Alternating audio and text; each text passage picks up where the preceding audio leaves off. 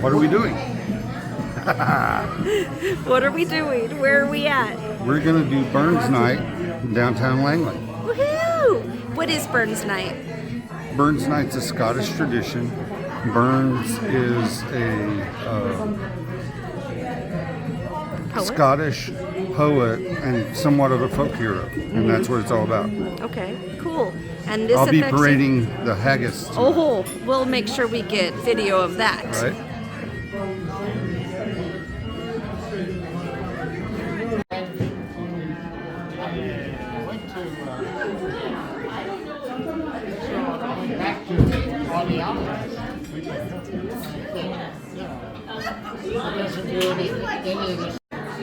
Okay, bring it here. Woo!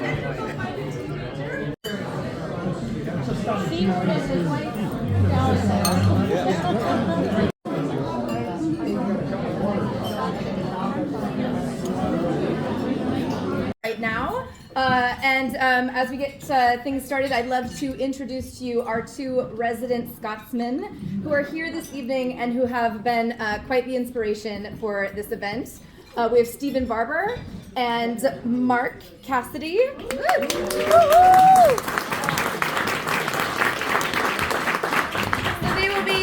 They will be milling about, and you'll see them on and off throughout this evening. If you have any questions, I'm just going to volunteer them for a great font of knowledge, and I'm sure as we keep going throughout the evening, they'll have even more interesting things to say.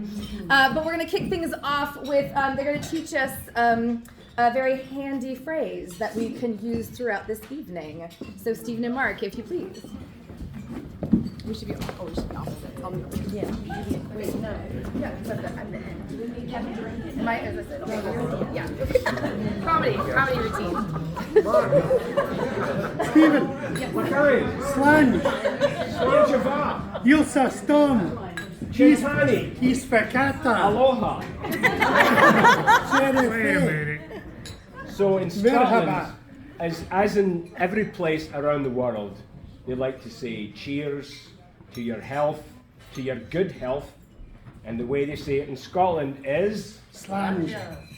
Slangevar is good health. Slange is just health. As Stephen says, usually when you say cheers, it's ironic. You're wishing someone good health.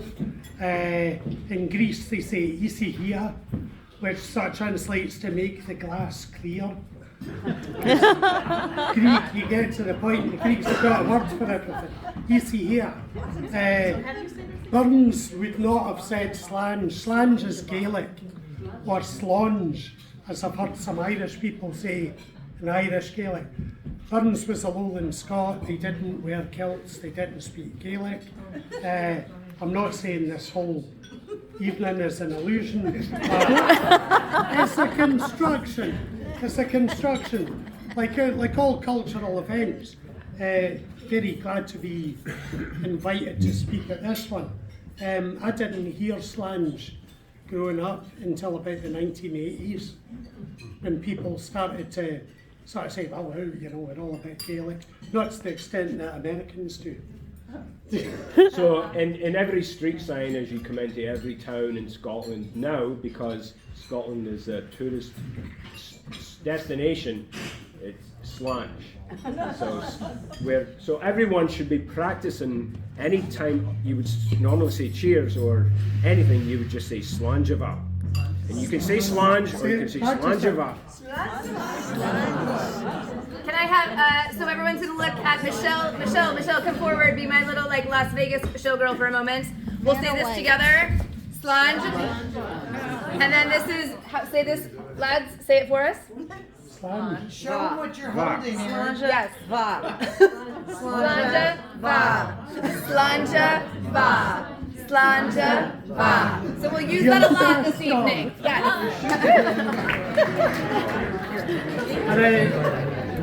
Now I'm going to turn you over. I'm going to turn you over to the more clearly enunciating Stephen Barber. Thank you, Stephen. Thank you, Mark.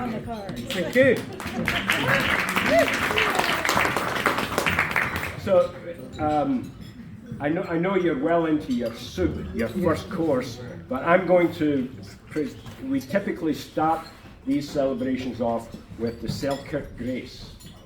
As it sounds like, it's a grace said before meals. But before we get into that, I just wanted to say a couple of thank yous. Thank you first to the Island Shakespeare Festival, specifically Aaron and Angelica, for putting the effort into making this happen.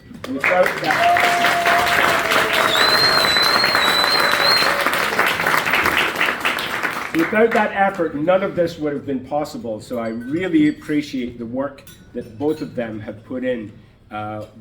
What you see behind you is impressive. I actually learned a lot about Burns myself just looking at all of this, so very impressive. And thank you, my wife Michelle and Victoria, for being the inspiration and driving this on and dotting the I's, crossing the T's, and doing all the heavy lifting. So that can allow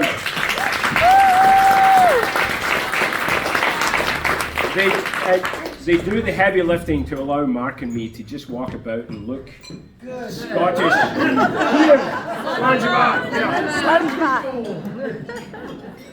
One of the things Burns said, and I'm not sure what poem Mark probably knows, is that a woman can make an average man great and a great man average. Anyway, so the Selkirk Grace was penned by Burns at a dinner held by the Earl of Selkirk in 1794. Burns didn't make this up out of thin air. It was in place for many years, probably hundreds of years before Burns came along. What he did, as he did with many things, he penned down Scottish lore for posterity. And when he did that, it became just Burnsian. Anyway, as we go, and it's very short and terse, as a perfect Scottish. And it just goes, some hae meat and canna eat, and some would eat that want it. But we hae meat and we can eat, so let the Lord be thanked. Does anybody need a translation? So as we go on through the night, I'm going to jump up here periodically and introduce who's going to speak, maybe give a little preface into what we're going to hear. One of the great things about Burns is, well, many great things. He wrote in a very Scottish dialect, but he also wrote in English as well. Not everything he wrote was as unintelligible as a lot of it is. What we're going to... All right. Yeah. All right. Everybody enjoying the bar mitzvah? Woo! Mazel.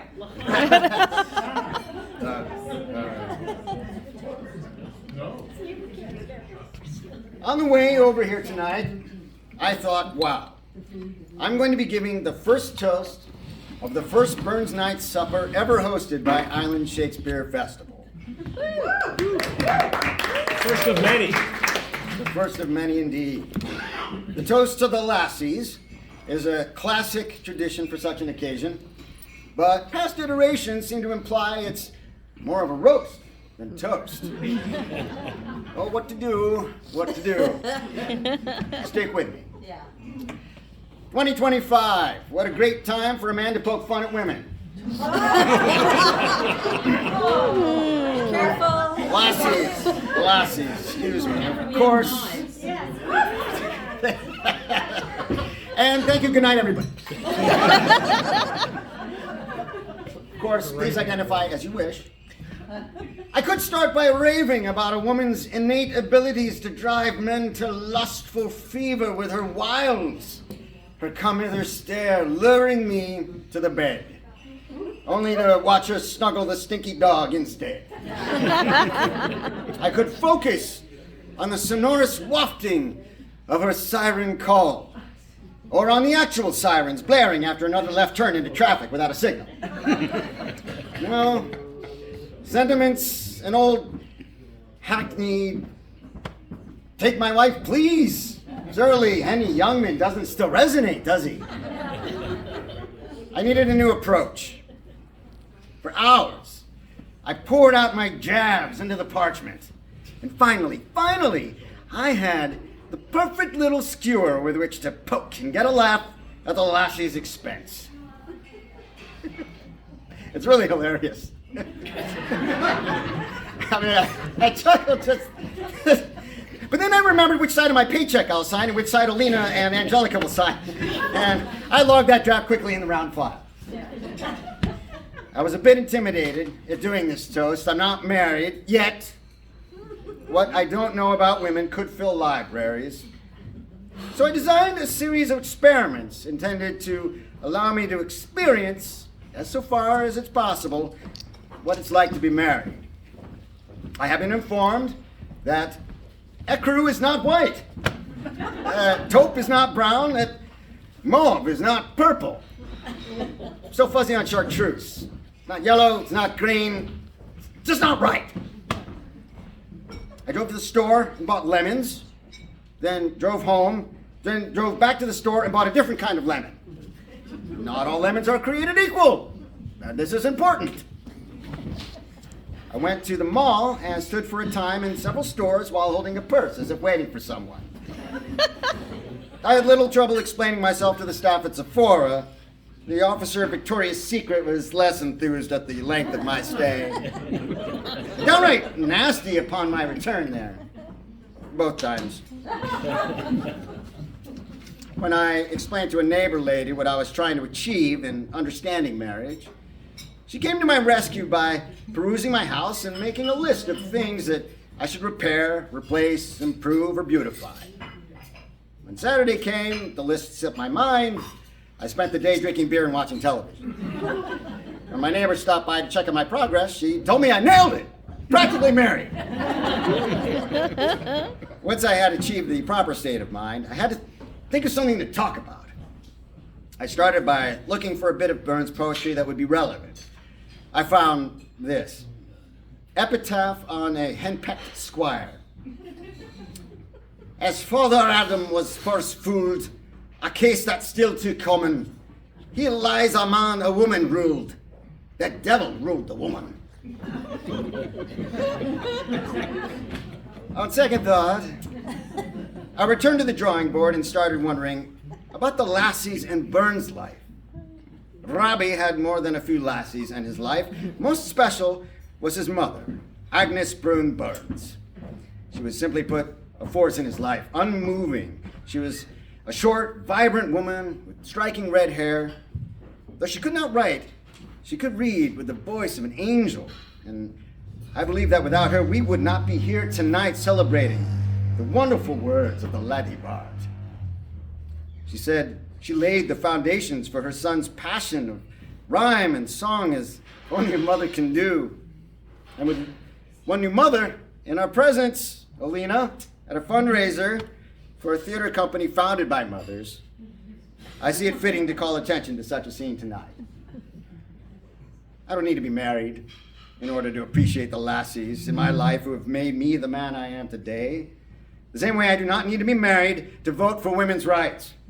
The same way I don't need to be a football fan to know that Taylor Swift apparently plays for the Kansas City Chiefs. And she's only the second worst running back. In the end, we know that Burns saw true and knew the sole truth, that our lassies are the true treasure of the world. Let's be honest, my laddies. Without these anchors of our lives, we would float away with the wind. They are our weather vanes, our compasses. Compass eye? Compasses. They are our conscience and our still water in the storm. I'll trust Burns would forgive my taking his words a little out of order, as I can think of no finer sentiment than old nature swears the lovely dear's her noblest work she classes.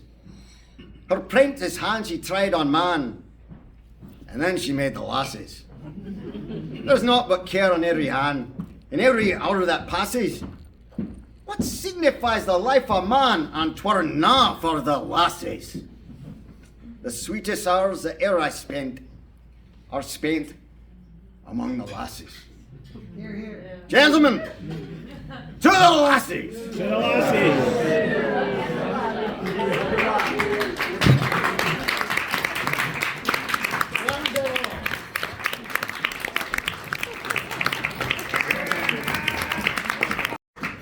Thank you. I think Burns wrote this very early in his career and his life. And he had opportunity to use it because I believe he fathered 12 children by different women. Oh boy. So there we go. Oh, my love is like a red, red rose that's newly sprung in June. Oh, my love is like the melody that's sweetly played in tune. So fair art thou, my bonny lass, so deep in love am I, and I will love thee still, my dear, till the seas gone dry. Till the seas gang dry, my dear, and the rocks melt with the sun. I will love thee still, my dear, while the sands of life shall run. And fare thee weel, my only love, and fare thee weel a while, and I will come again, my love, though it were 10,000 mile. More of us in the room than there are the laddies. So how prolific your laughter was for David and that fine toast that he gave us, not roast, toast. I expect all of you to join and be rather robust in your laughter so we can climb a little higher than what was going on. It's a very tall podium, isn't it? So I'm very honored, actually, and I say, my lords, my ladies, distinguished guests, Scottish folk, and then all the rest of you, which is about everyone else who's not going to remember what I'm about to say. And you know why? I know you're nervous about the haggis that's going to be served. So put that aside and let's all be together for just a moment, shall we? It is my pleasure to deliver what is known as the reply to the toast to the lassies, an honored tradition going on all around the world this evening. Some of the replies are customized. I've been delivering this one for over 2 decades. Some are plagiarized. A little plagiarism was happening down over there a little bit. But all are meant to outwit the toast to the lassies given by David, all while providing high humor and insight to Robert Burns. So let's see how I do. Traditionally, women were not even invited to occasions such as this, let alone to stand up and air their views. However, as we all know, women will always fight tooth and nail to have the final word. Woo. And so, on behalf of those here this evening, and for all those years before we got the final word, I offer this reply and toast to the laddies. Burns adored the lassies. Some would say adoring too many at any one time. But adore them he did, with poem after poem dedicated to us lassies. In fact, he could be seen as the shining example that men can indeed multitask.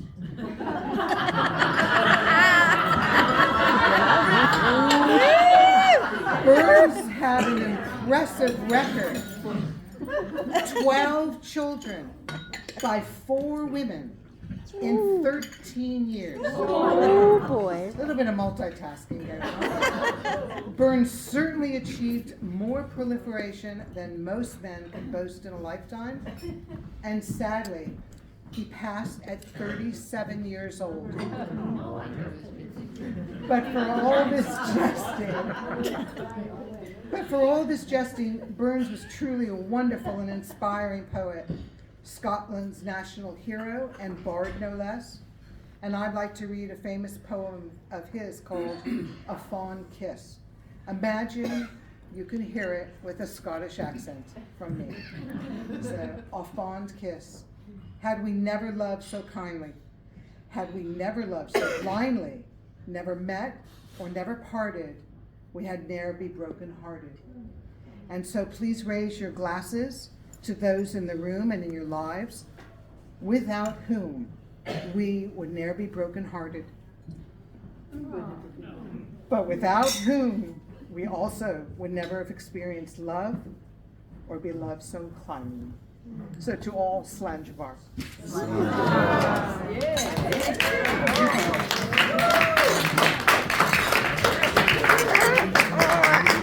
Bad luck, blissful love, fame, notoriety, fatherhood, fatherhood.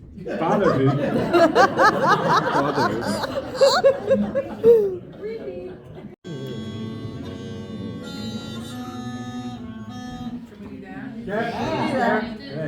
1, 2, 3. Should all acquaintance be forgot and never